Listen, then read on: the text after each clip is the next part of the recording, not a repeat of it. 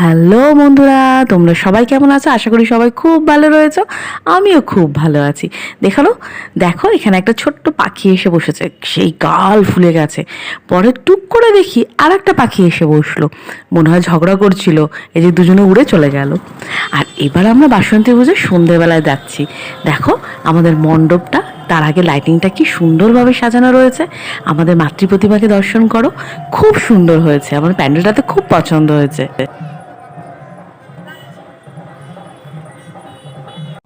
পুজো মণ্ডপে দেখো পাপা ঢাক বাজাচ্ছে, আর পাশে আর একজন সঙ্গী এসে ওর সাথে সঙ্গ দিচ্ছে। ওর মা ওকে নিয়ে গেল, কারণ পাশেই হচ্ছে অন্নপূর্ণা পুজো, হয়তো তারা সেখানেই যাবে। আর আমি তোমাদের এই প্যান্ডেলটা একটু ঘুরিয়ে দেখাচ্ছি। দেখো এখানে কিন্তু সবাই আস্তে আস্তে আসা শুরু করেছে। এখানে সন্ধ্যা আরতি শুরু হবে জাস্ট।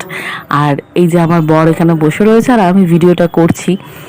তো এই যে এবার আমি একটু দেখিয়ে দিলাম, শাড়ি পরে গেছিলাম, হালকা সেজেছি, সাজিনি কিছু। আর এই যে পাপা রয়েছে। এবার এখানে সন্ধ্যা আরতি হবে, জোগাড় চলছে। আর এই যে পাশেই হচ্ছে অন্নপূর্ণা পুজো, তার লাইটিংটা খুব সুন্দর করেছে। আমরা গত বছর এখানে এসেছি, সেখানেও আমরা দেখেছি, দারুণ। আমার ভিডিও রয়েছে চ্যানেলে। আর এই যে অন্নপূর্ণা মা, আর তার পাশে ডান দিকে রয়েছে তোমার অন্নকূট। ভিড়, এত প্রচণ্ড ভিড় দেখো বন্ধুরা, আমি ঠেলে যেতে পারিনি সামনে। তাই এই যে অন্নকূট এত সুন্দর করে সাজানো। আমরা প্রসাদ গ্রহণ করেছি, প্রসাদও দারুণ। যে কোনো মায়ের প্রসাদ, ভোগ প্রসাদই দারুণ। তবে অন্নকূটের প্রসাদ আমি প্রথমবার এখান থেকে নিই, এইবার দ্বিতীয়বার। আমার তো খুব ভালো লাগে, মন প্রাণ খুব ভালো লাগে, খুব দারুণ লাগে আমার।